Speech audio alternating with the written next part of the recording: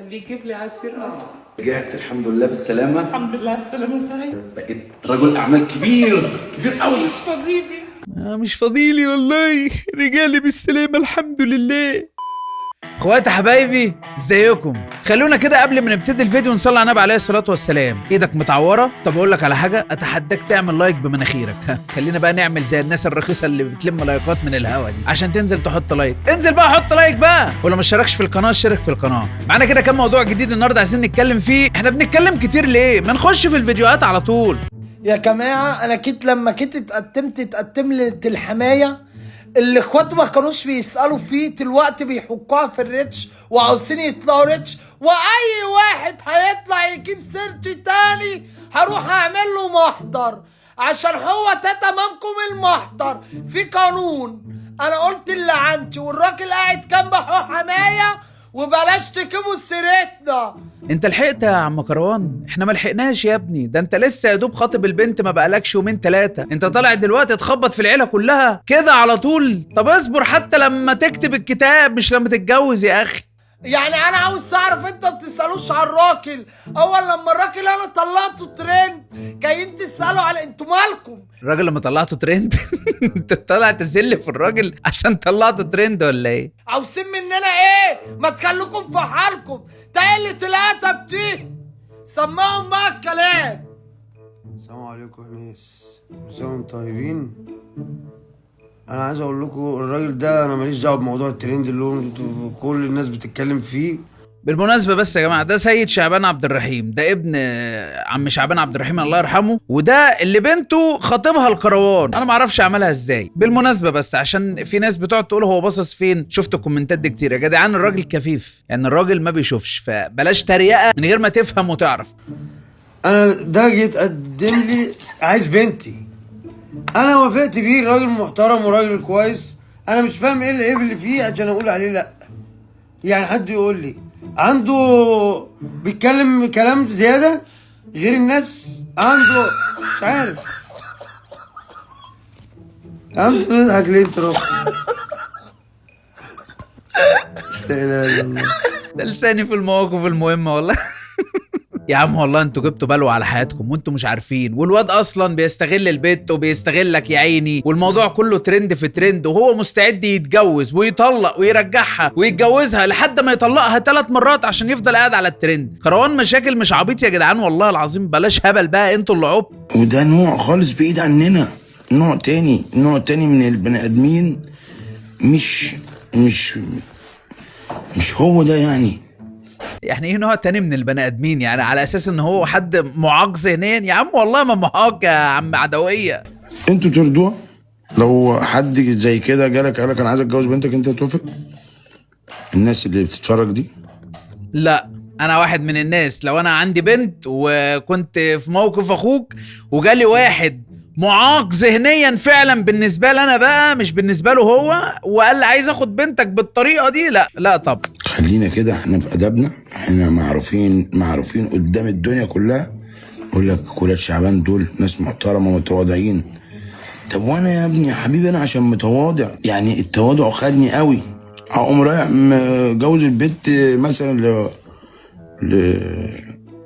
اسيبها في الشارع؟ واللي احنا فيه ده عادي، بلاء حصل، احنا حصل لنا حركه يمكن ربنا زعلان من حد فينا فقام عامل الحركه دي، وان شاء الله هتعدي. اكتر جمله قالها صح في الموضوع ده كله ان هم فعلا في بلاء.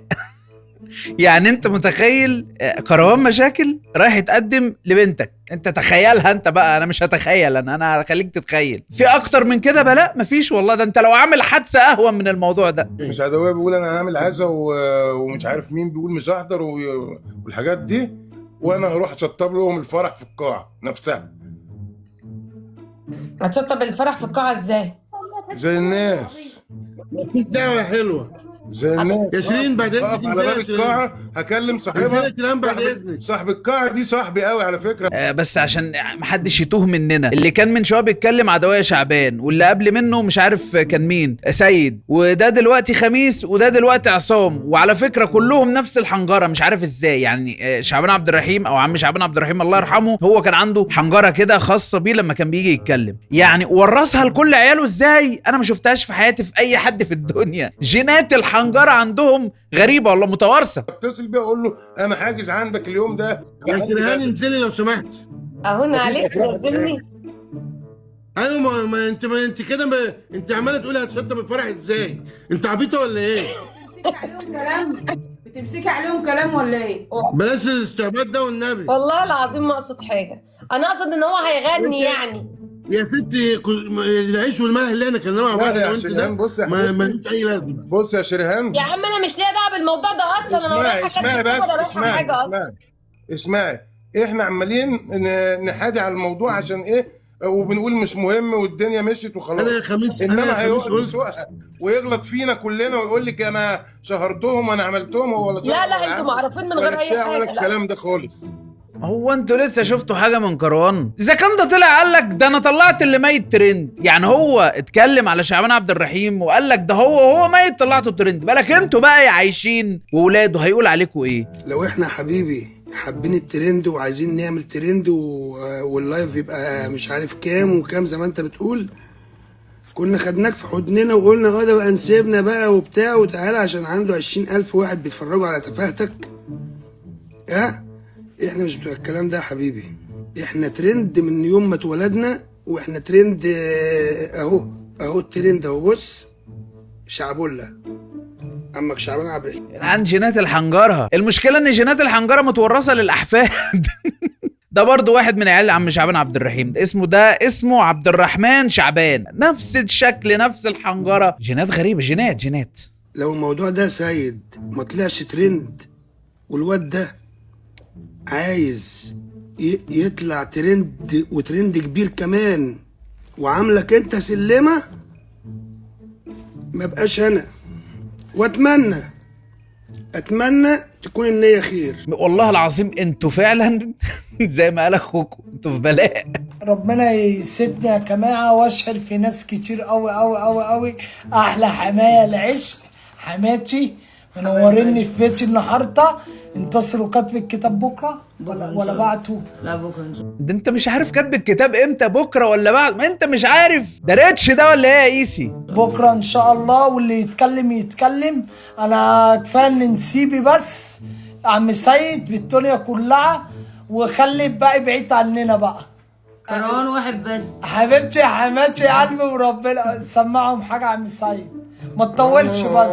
يا نهار اسود يا جماعه، تسمعهم حاجه يا عم سيد بس ما تطولش. العيب مش على كروان، العيب على اللي قبل بكروان. انت مش صاحبي، انت اخويا، وانت اغلى حاجه ليا، انت ابن امي وابويا، انت اغلى من عيني. عم حبيبي ما تطولش بقى، ما قلت لك ما تطولش في اول فيديو بدل ما. حبيبي يا عمي سمعهم حاجه. انا بسمعهم بقى بكره. لا يا مطربه والله حماتي مطربه يا جماعه. وانا هسمعهم بكره. لا حته صغيره. حضرنا اي حاجه. حته صغيره عادي. يا واد تقيل. فكري. يا واد يا تقيل يا مسيبني يا ده انا بالي طويل. خلاص هي خافت صراحه.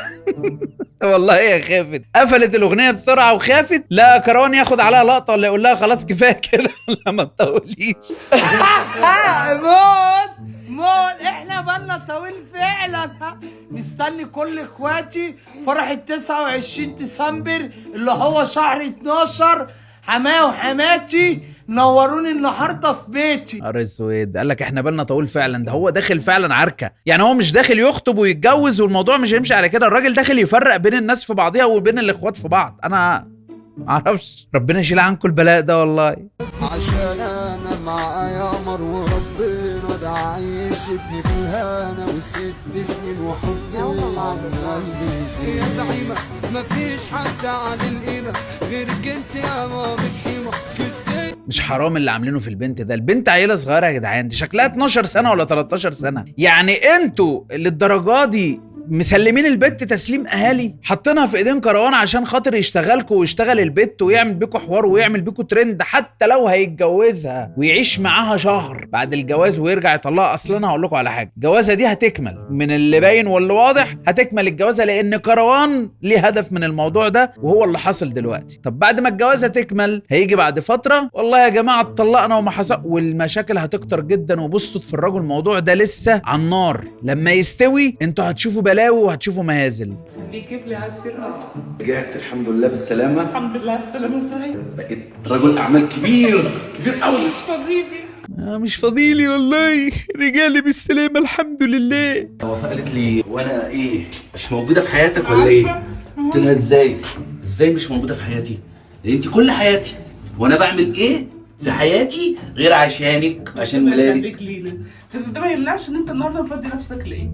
انا النهارده اليوم كله بتاع وفاء، ننزل على اسطنبول، وفاء هتفتل بالسوري النهارده. يا الله يا الله، بقى انا بحس ان وشي بيدلدل والله العظيم وانا بتفرج على الفيديو. معرفش يعني كميه السماجه اللي بقت موجوده يعني لا تحتمل. معاك يوم كامل ليه؟ كارت لانش هنقضيها احنا بره بقى اليوم كله بقى، واحتمال ان احنا نبات بره. يا لهوي بيتني بره يا حمدي والله العظيم كنت تعبانه قوي ان انت مش موجود والله يا عم. كله بتاعك ماشي؟ مفيش حاجه بتاعتنا، بتاعك انت. لا وانت برضه. اوكي؟ لا وانت برضه. مرضي يا عم؟ مرضي. مبسوطه قوي يا اختي. يا جماعه حد يفصل الاثنين دول والله العظيم ثلاثه، انا بقيت بشوفهم بحس ان انا متنرفز. وبعدين حمدي ما كانش ظاهر الفتره اللي فاتت دي كلها، معرفش بقى رجل اعمال كبير جدا بقى فين او بيعمل ايه الصراحه. معقوله حمدي بيجهز لموسم رمضان هيستورد فوانيس لتجاره القرون؟ خسرت معاك ولا ايه؟ ارجع لاصلك وبس. وصلنا لاخر الفيديو، لو وصلتوا معايا لحد هنا خليني اقول لكم ان انا بحبكم جدا. لو لسه ما حطيتش لايك انزل من فضلك اعمل لايك، ولو ما اشتركش في القناه اشترك في القناه. اشوفكم ان شاء الله في فيديو جديد. كان معاكم وسام، سلام.